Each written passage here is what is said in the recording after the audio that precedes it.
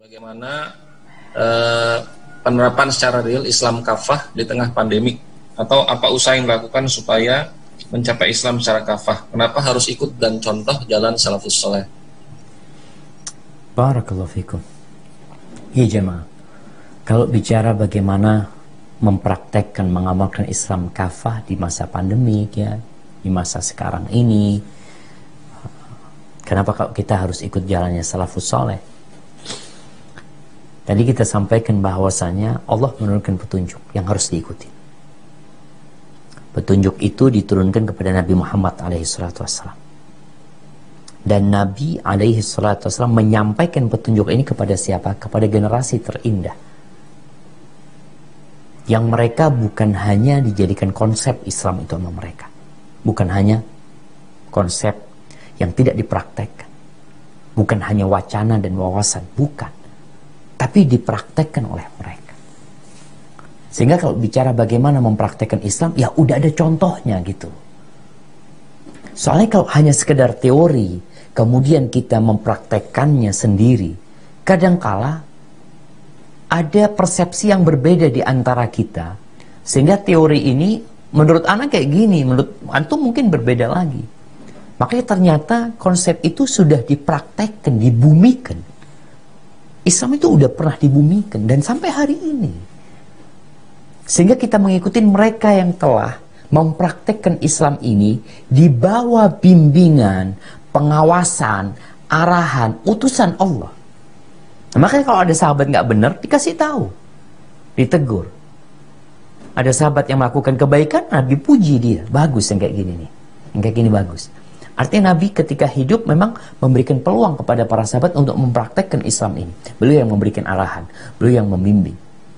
Kadang-kadang ada yang salah, maka nggak boleh, dilarang Nabi SAW. Contoh, di masa Nabi SAW, ada orang yang mau mempraktekkan Islam menurut logika dan perasaan dia.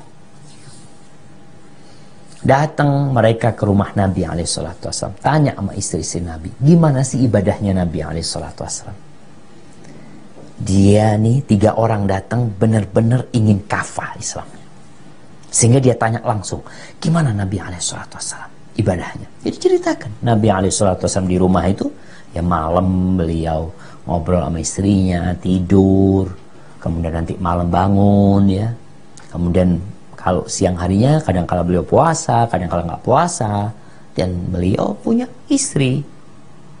Ini praktek Islam Nabi SAW. 3 orang ini, karena mereka memiliki semangat yang tinggi dalam beribadah, mereka itu taqalluha. Dalam persepsi mereka, ibadah Nabi itu dikit. Nabi sibuk punya istri, ngurusin istrinya. Nabi juga masih tidur. Siang Nabi juga makan, nggak selalu puasa, kadang-kala beliau puasa, kadang-kala beliau berbuka. Akhirnya 3 orang ini mau mempraktekkan Islam menurut persepsi mereka. Beda-beda nih prakteknya 3 orang. Yang satu mengatakan, aku akan sholat malam terus, nggak akan tidur sudah. Malam sholat. Untuk mendekatkan diri kepada Allah SWT.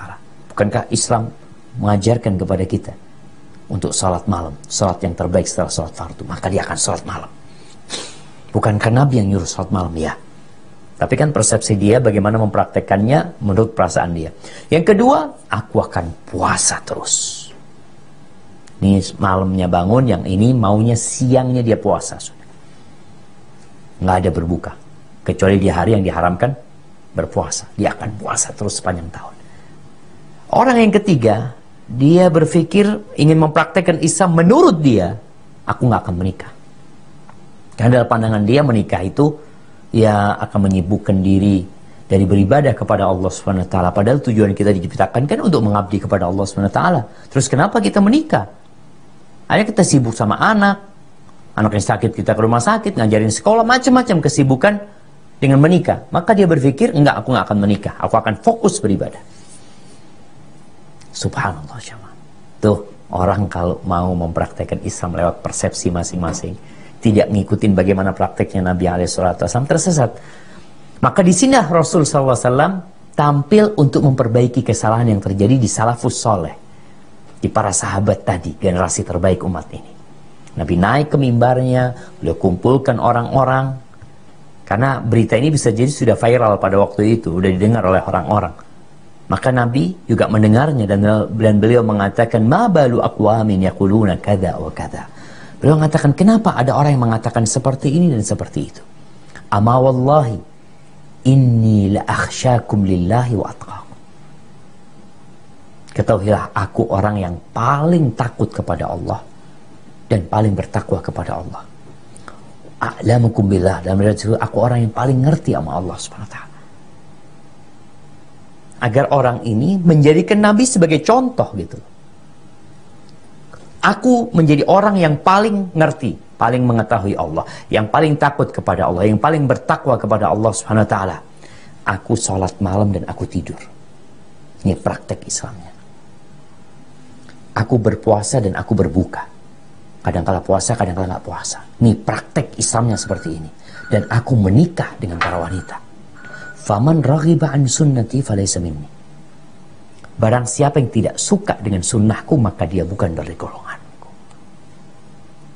Disinilah praktek Islam yang sebenarnya. Bukan menurut kita. Soalnya kalau dibiarkan orang-orang mempraktekkan Islam, ya semaunya mereka. Terbukti 3 sahabat ini, semangat ibadah mereka ternyata salah. Mereka bukan orang yang meremehkan agama, enggak. Bahkan mereka ingin berada di puncak dalam mendekatkan diri kepada Allah SWT. Tapi ternyata salah. Maka harus kembali kepada praktek Nabi SAW, Islam ini, kepada para sahabatnya. Kemudian kalau mempraktekkan Islam di masa pandemi, ya sama lah jemaah. Kita pelajarin lagi ya, kondisinya bagaimana sekarang. Dan alhamdulillah mudah-mudahan pandemik ini udah segera berakhir ya.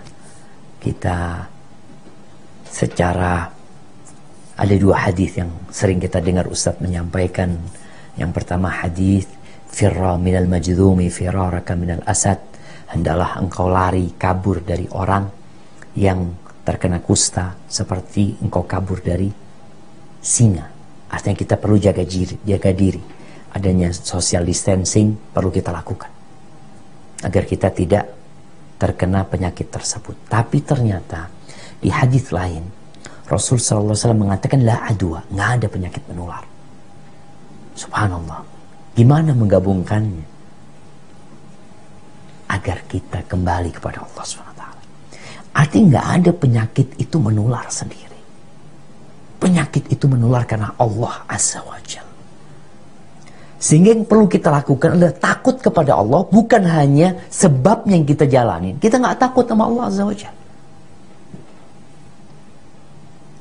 Kita lihat terbukti ada satu orang terkena COVID-19.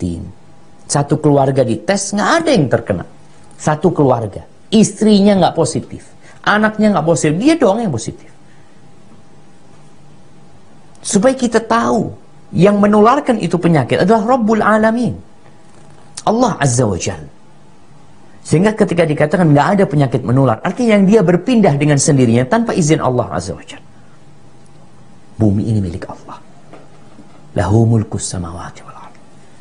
Sehingga kita jangan terlalu paranoid, ketakutan dengan yang urusan sebab, lupa kepada Allah Azza wa Jalla.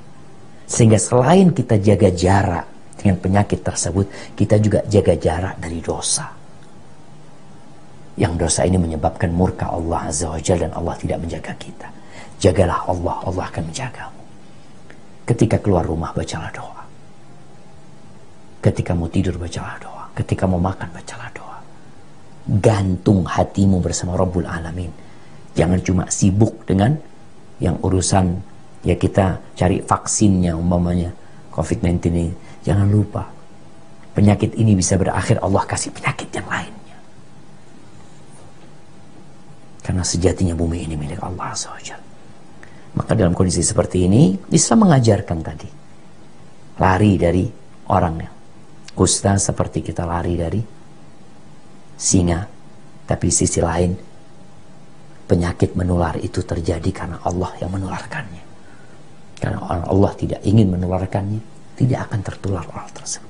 Sehingga kita bergantung sama Allah dan menjalani sebab-sebab yang Allah perintahkan. Hada wallahu a'lam bishawab.